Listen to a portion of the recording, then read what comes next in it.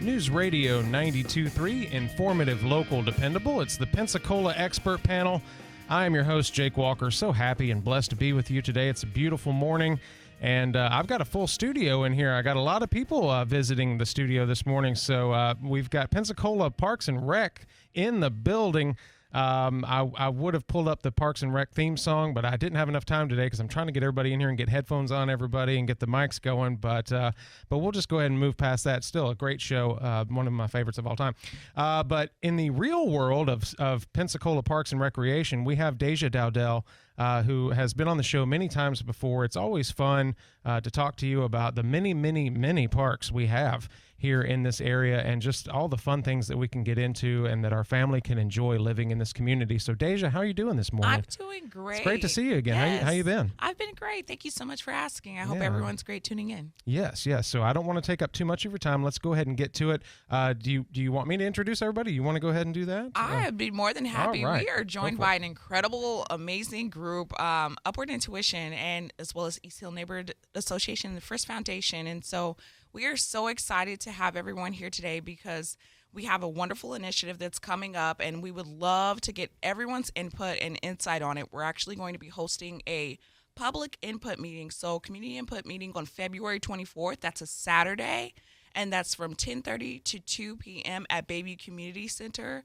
And we want everyone to come out and pretty much ask questions, get insight on what is going to be called Safe Spot, Skate Spot. That is a feature that is coming to our community parks. We're going to launch off with one park, and we hope that this is a catalyst to so many more great things to come. So we are joined in the studio by our amazing team today that will be able to tell everyone about it. So I will let them take it from here. And also, we are also joined by East Hill Neighborhood Association. So just to dive in before we do dive in, Right. This is something that we really need a collaborative effort from the community on. And so we really appreciate everyone's support, including East Hill Neighborhood Association, who are true advocates of implementing different features and amenities that we can bring to you recreational-wise at our parks. So great. Thanks.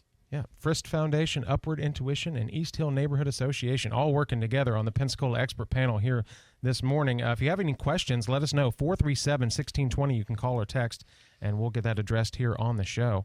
All right, so who do we have next here? We've got Melissa Winkler. Hello. From the First Foundation. How you doing? I'm doing great. All Good right. morning. Yes. So tell us a little bit about yourself and what you do at the First Foundation. Okay, so I live in Nashville, Tennessee. No way. Yeah. Really? All right. I moved here from Murfreesboro. Okay, yeah. Went to all right. MTSU. Oh, yeah. Here from Nashville, Tennessee. I recently got married last summer. Mm-hmm. Yes. My Congratulations. Thank you. Got married last summer. My husband is a huge music guy, and we go to lots of shows. We went to a show in Nashville to see Manchester Orchestra. Ooh. And there was a sign at the merch booth that said, "Help Andy Prince build skate spots or skate parks." And so we looked into that and got to see what Upward Intuition is doing in Pensacola. Got to end up hanging out with Andy and John, talking to them about what they're doing here. Heard about Avery Stark, a 11-year-old kid last summer that passed away skateboarding in the area, and we wanted to find a way to help the area just build safer spots for kids and families to be able to go to. So anyway, that's how I got involved with all of this. All right, great. Nashville. Always nice to talk to people from Nashville here on the show. And also we have Andy Prince from Upward Intuition. How you doing today? Doing great. Thanks for having us. So tell us a little bit about yourself and what you do at Upward Intuition. Well, me and John Shell go way, way back. Since we were little kids, we skated together in Pensacola. I actually ended up moving away to chase the dream in Nashville and was there for 10 years. And I came back about 3 years ago. And, first of all, this city was, at the time I was young and I wanted to get out and do other things. But being away made me realize how special it really was. Reconnected with John, and he had spent, 8 to 10 years building the skate park, which is already downtown here, and all that he had created at Upward Intuition, and we'd always stayed in touch. So I wanted to help as much as I could. I used the band platform to do that, And then things started happening. Like I met Melissa, which is sitting right here, which is crazy. It's it's a nice little team we got here today, and we're just continually meeting new people. We have Joey here from the East Hill Neighborhood Association. We're trying to collaborate with everybody in the city we can because, yes, our initiative is skateboarding. We want to build skate spots for kids because me and John were those kids at one point. Now we're the older guys that are still trying to do it, but we want to see that younger generation have more spots that and not only that, but, with the neighborhood association, we realize as adults now, we should maybe reach out to our community and see if there's a need more than skateboarding. We want to beautify our parks and just make the city a better place. We got Deja here, which is, marketing and helping us, and is from the get-go has had our back, and just the city in general. So we're really excited for this next spot, and we would love for everybody to come down for February 24th at the Bayview Community Center. Yeah, and that's from 10:30 to 2, you said? All right, yes, February 24th.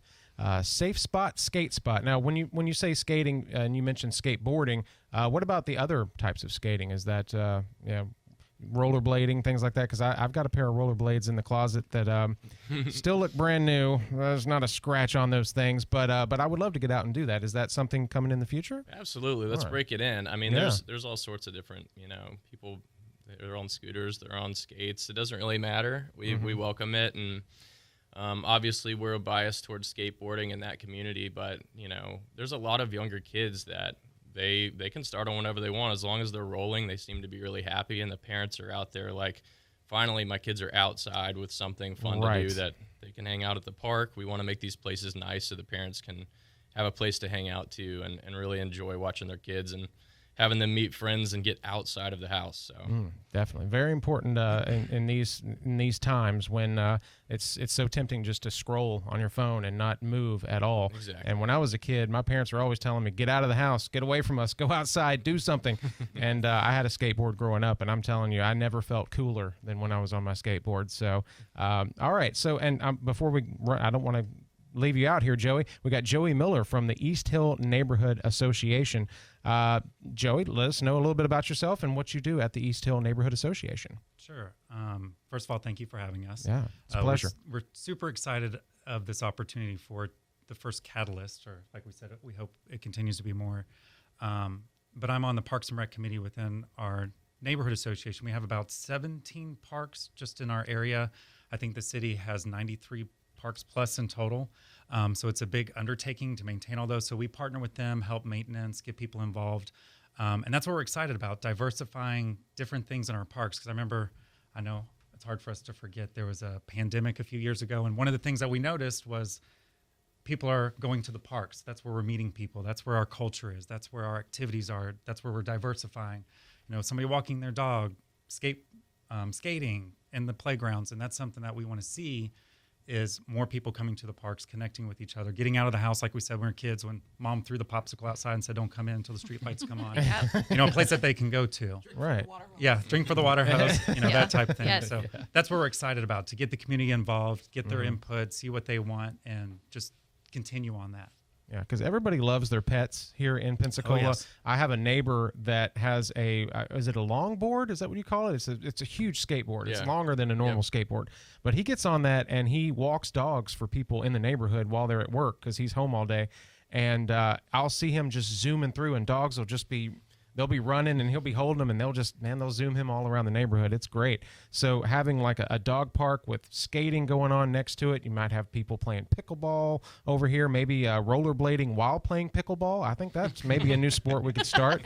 I don't know. But this is just really important, and keeping kids safe in any situation, whether it be online or in what do they call it, IRL, in real life. It's amazing that we have to think about these terms and say them now, because we really have two worlds competing with each other. So but I want to get back to this safe spot, skate spot. We've talked a little bit about the inspiration for it. What is some of the work that has to go in to do this? Well, we're doing it right now. Yeah, right. Letting people know. John Shell has put a lot of that work in, meeting with people in the city in the past, and kind of forged a way for this to happen in the future.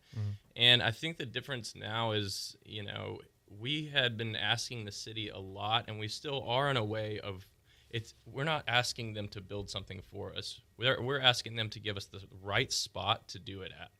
And we have people like Melissa come in, and we're raising money privately. So we want to give something to the city. We have that initial seed money to build something really nice, and then hopefully the community shows up, because it's amazing that Melissa is from Nashville and is investing in our city.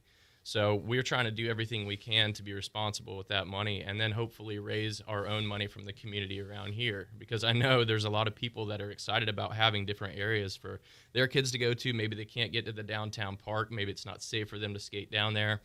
We want to build these spots, and we want them to be beautiful. We don't want it to be just this typical skate park that you throw in the middle of a city block. Right. We want the elements and the way it's designed to be something different, and that makes our city stand out. So we have the platform group, which is this designers we've worked with before with the other skate park, and these concepts will be at the community meeting on February 24th. And everyone will take a first initial look at what our vision really is and kind of understand more what we're going for. I'm really glad that you're on this team, because there's nothing worse when you get into something that's organized by somebody that doesn't really do it, or that's not involved in it, or that hasn't lived it. So to see people such as yourselves coming together and being like, you know what, we know what this is about, and we know why it's important, and we can make it a safe place that kids are going to actually want to go to. And that's just great. If you have questions, let us know before it runs out of time. 437-1620. You're listening to the Pensacola Expert Panel here on News Radio 92.3. I'm your host, Jake Walker. I've got Melissa Winkler from the Frist Foundation up in Nashville here in the studio this morning. Also, Andy Prince from Upward Intuition. I want to talk to you a little bit about your band. And Joey Miller from the East Hill Neighborhood Association. We also have John Shell around here doing some filming here. So we'll get that up on the social medias here in a little bit. You mentioned you lived the dream in Nashville. You chased that dream. I did as well for many decades. So let me know a little bit about that. I don't want to spend too much time on it, because I know we got a lot to talk about. But what did that entail for you? Well, it entailed, I was in a band called the Gills from here with my brother, a guy named Jesse Wheeler, and some friends. And we played in Pensacola, and we're in the scene when we were younger, and we wanted that next step, and getting out of town was the smart way to do it. Nashville was the perfect place. And so we went there with absolutely no idea what we were doing, and it really kind of kicked our butt in a good way to figure out if we really wanted to do this long term. And we still are friends and are all musical, but I moved on and just started playing with everyone I could possibly play with, because I really wanted to make it a career. And I basically failed for 10 years, and then finally was able to somehow manage meeting the right people, and then joining that band. And of course they were based in Atlanta, and they wanted me there, but I was already established in Nashville, and I was like, if there's anywhere else I'm going to go, it's going to be back home. I miss this place bad, and I'm so glad that they were gracious enough to work with me, and I'm able to be in my hometown and do the things that I really feel are that I'm supposed to be doing now, and I can still travel from here and make it work. So I'm just super happy with where we're at right now. Yeah. I kind of see Nashville as a sister city to Pensacola. There's so many people I know from Nashville that come down here to visit, just like I did, and then they never leave. And it's great to see that camaraderie and people coming together, like you guys are. And I see Pensacola kind of like Nashville in a lot of ways, becoming sort of like a beacon of light, like a city on the hill, if you will, like for people, for recreation, for health, for children doing well in school because they have activities and arts and culture to be around, and history. I want Pensacola to be like, when people think of that, I want Pensacola to be like first in their head. When they think country music, they can think Nashville all they want, but when they think recreation, getting out in our great parks and just having a good time in this beautiful, beautiful landscape, I want them to think Pensacola, Florida. Amen. All right. If you have questions, let us know. 437-1620. I'm going to turn it back over to you, Melissa, a little bit about, let us know, I'm kind of struggling for a question here. What, when you first learned about all this, what made you really think, I want to get involved? Like personally for you, what made you think? Sure. I mean, my husband and I love music. We went to see Andy's band, Manchester Orchestra, randomly went up to the merch booth, saw this sign, and I just started researching, Upward Intuition and all the things that it led me to. I think what my position is I help. I take care of a lady named Dottie Frist in Nashville, Tennessee, and she is older. She's 83, and so she's given me the task of giving away a lot of her money. Oh. She's a big philanthropist, and Right. so for the past few years, we've just wanted to find organizations who are doing good for the community, doing good for families. She loves children. We do a lot of work with the Nashville Zoo. But when we heard about what they were doing, we saw the passion behind John and Andy and what they're building for this town and for the kids and families of this area. When I talked to Miss Dottie about it, she was just like, this is a no-brainer, so let's do it. And then we got to meet the Stark family, Avery's parents, and they were amazing. And we just wanted to help continue what they've done with Blake Doyle Skate Park. We wanted to just help build these areas for kids to be able to go to that are closer to their, where they live. So just happy to be a part of it. So excited. I mean, music is what brought us together to be able to meet Andy and John. So I'm just, it's really fun to be a part of. I've seen a lot of signs put up around merch booths in my day, and none of them, I think, as impactful as this. Absolutely. So this is great. What made you think to do this at a merch booth? Well, I mean, I was going to be on tour for 6 weeks plus, and I very busy on tour, and I'm, all fired up with the things that me and John had done. We had a big event here with pro skateboarders at the, skate park downtown, and I was like, how do I continue to stay busy and promote while I'm on the road?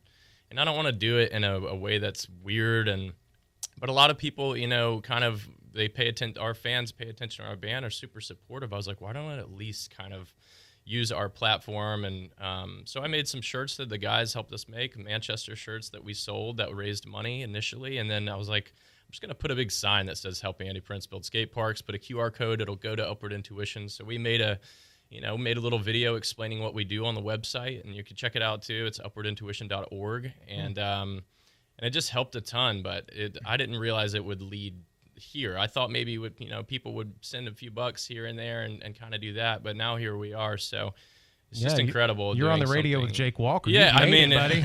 You've made it. That band, that Manchester Absolutely. band, it's fine, but you're on the radio with Jake Walker now. We made it. You made it. Hey, Joey, how does East Hill differ from other neighborhoods? Is East Hill really behind this? What is the spirit in East Hill? Like you said, what's the initial steps or what's the next step? And that's connections. And that's one of the things that East Hill brings to it is we have the community. We have several businesses that are located in our community that we can say, hey, this is something that's happening with us. Do you want to have a piece of it and a part of it? But even bigger than that is, like we said, we want this to be a catalyst. We want more people. We also have a group called CNAP, which is Community Neighborhood Associations that we're part of. So we want to include them and say, hey, this is what we're doing. This is something you can do too. Let's partner. Let's work together. Because community is kind of the base of all this, and that's how you make change, is to get everybody at the table, have a seat at the table, and know they have a seat at the table. And that's something that we as a community, hopefully, or we're going to plan to do, is to bring everybody to that table to make sure they have a part. And one thing I've noticed about this community from doing this show, I started, just being a guy from Nashville that moved down here because his wife wanted to live on the beach, and I was just tired from 20 years on the road, and we come down here, and I just noticed the heart of this community and how people pull together. Sometimes you would think it would be a small event and not very impactful, and then all of a sudden, all these people pull together, and all these people in need here in our community are being helped. And I've been blown away, especially by just all the nonprofits that we have and everybody that I've interviewed through this show. It's just really astounding. If you had, I'll start with you, Joey. If you had a magic wand, I know we're talking about safe spaces for kids and safe recreation, but if you had a magic wand and you could just poof, just one thing that's plaguing our society right now, what would it be? What would you get rid of or fix? Shoot, that's a lot. Why did I have to be first? Is the first question. Well, we can go over to Melissa. I don't know. No, you picked him first. Okay, all right. We'll go with Joey first. I'll kind of go back to the analogy I've used a lot right now is, yeah, they might know where the sandbox is, but do they know they can play in the sandbox? So diversity, making sure that we do have safe places where people do feel like I can be there and not worried about looking over their shoulder or what's going to happen. I think that's plaguing every community right now. So I would say if I had a wand, I'd say tear down all lines and just be us. All right. That's a great answer. And Andy, what would you say? That's a big question. I mean, obviously there's so many big things in the world we wish we could change, you know, and I've thought about that. And when I was younger, I was like, I'm going to change the world, you know, but the truth is when you grow up, you get busy with your life, but then this opportunity for me is something that I realize working with Upward Intuition, I can at least make a small impact. And if it changes the lives of some families or just a few kids, like that's enough for me. And we were talking about the community here too. It's amazing once you have some information out there, which we're trying to promote now, and people start hearing about it. Pensacola for me is a special place where people get behind it big time. There's a lot of pride in this city in the right way, and I know everyone wants to see it grow and be better. People love it here for a reason, and our sense of community it's unlike many places I've traveled to. So that's what drew me back, and I just want to see things happen in real time, and if we can, you know, see it affect. Like I said, me and John were those little kids at one point, and we kind of wish there was some of the older guys doing things that were giving us more opportunities and making it to where we weren't getting, you know, kicked out by the cops at the mall spots and this and that. It's like we're trying to build spots kids can skate and not get hassled and not do illegal things and have some positivity around them. So that to me is it's all I can do right now, and that's what I'm going to focus on. So. Well, what do they say? If you want to change the world, start with yourself, then your family, and then your neighborhood, your community, and then it'll just go on out. Right. All right. So, and then I'll go. I know you're like, don't go to me, but Melissa, if you had a magic wand, what would you do? I think just what Andy said. I'll go off of that. Well, and I do want to say one other thing. We're able to give this gift of seed money to be able to start the skate park, and we're hoping that people in the community will get more involved and also help continue to build safe places like this for kids and families.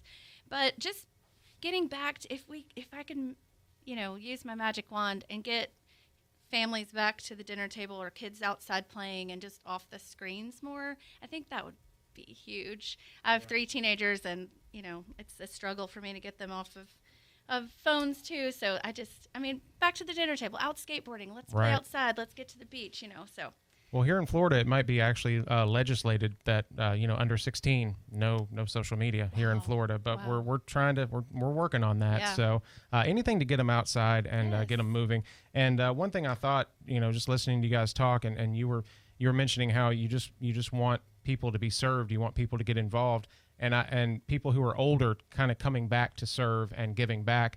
And I think, you know, kids like me and probably you guys too, kids who were served when they were younger end up being the people who serve the community when they get older. So you guys are actually, you know, changing family trees. You're changing the course of our whole community. So God bless you all. Thank you so much for being here. You got something you want to add in there? Grab a mic. Go ahead. Come on, John. This is John Shell from Upward Intuition. I'll answer that question. Yeah. If you don't mind. Oh yeah, the magic wand. I'm gonna throw that to you. What would you change? Will you ask the question one more time, please? If you had a magic wand and you could get rid of anything in the world, if you could fix any problem, what would you do? Well, I think there's a lot of problems that obviously you can't fix that get so much attention. You know, we're talking about like the border crisis and everything that's going on a federal level with these elections in Ukraine and Israel and this and that. And you see so many people talking on social media, and they're just kind of talking into the abyss. It's really hard to change anything that's going on such a big level. And I think people don't realize how much power they have in their own community. And that was one of my big takeaways from being involved with the Blake Doyle Skate Park since 2015 is we really do have a lot of power on a local level, especially when we come together and collaborate. And so we want to use these skate spots as a way, you know, to have these awesome public spaces is going to be great. But in the process, we want to show kids that they're more powerful. Sorry, the news is coming in on us, but that's a great answer. Thank you so much.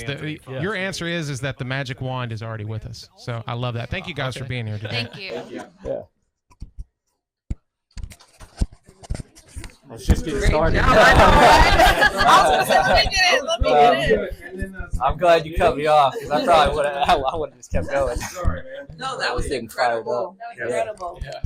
I was seriously so entranced by what you were talking about. I totally lost focus of what I was doing. I was like, yes, we do have the magic wand. It's here. We already have it.